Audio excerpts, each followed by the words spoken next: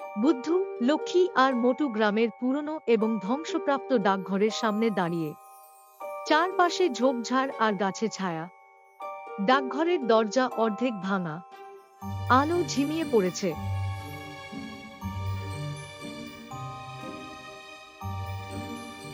বুদ্ধু বলল, চল ভেতরে যাই।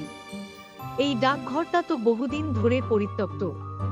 চিঠিগুলো আসছে কোত্থেকে? লক্ষ্মী সাবধান করে বলল, কে জানে ভেতরে কি আছে। মোটু ভয় পেয়ে বলল, আমার তো ভয় করছে। তারা ডাকঘরের ভেতরে ঢোকে। সেখানে অনেক পুরনো চিঠি পড়ে আছে। এক কোনায় ছেঁড়া ফাঁড়া ডেস্ক আর মাকড়সার জাল। একটি পুরনো লণ্ঠন থেকে হালকা আলো আসছে। হঠাৎ একটি ঠান্ডা হাওয়া আসে, আর তাদের চারপাশে একটি অদৃশ্য সত্তার উপস্থিতি অনুভব হয়। মোটু বলল, আমার গা শিউরে উঠছে। এখানে কিছু একটা আছে। লক্ষ্মী অবাক হয়ে বলল, কোথা থেকে আসছে এই হাওয়া? দরজা তো বন্ধ। বুদ্ধু সাবধান করে বলল, ধীরে কথা বলো। মনে হচ্ছে আমাদের কেউ দেখছে। তারা চিঠিগুলোর মধ্যে একটি বিশেষ চিঠি খুঁজে পায়। হঠাৎ করেই ধোঁয়ার মধ্য থেকে ভৌতিক পোস্টম্যান আবির্ভূত হয়। তার চোখ দুটি কালো গর্তের মতো এবং মুখে অশুভ হাসি। ভূত পোস্টম্যান বলল, আমার চিঠিগুলো কেউ নষ্ট করতে পারবে না। আমি ফিরে এসেছি। মোটু ভয় পেয়ে বলল, আমরা ভুল করেছি। চল পালাই। বুদ্ধু বলল, না, এর মধ্যে কিছু রহস্য আছে।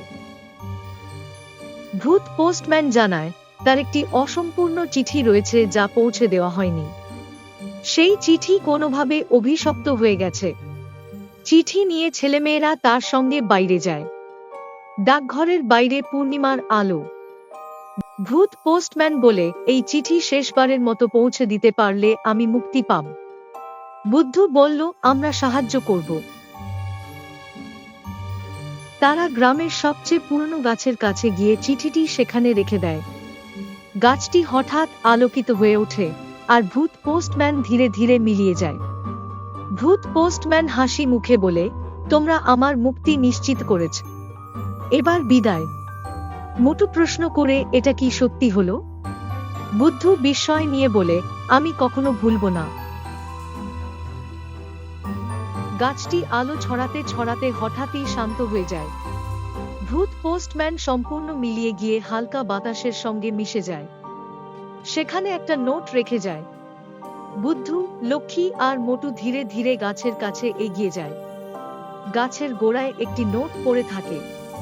তারা তা তুলে দেখে, তাতে লেখা, যারা আমার অসম্পূর্ণ কাজ পূরণ করল তাদের প্রতি চিরকৃতজ্ঞ। এখন আমার আত্মা শান্তি পেয়েছে।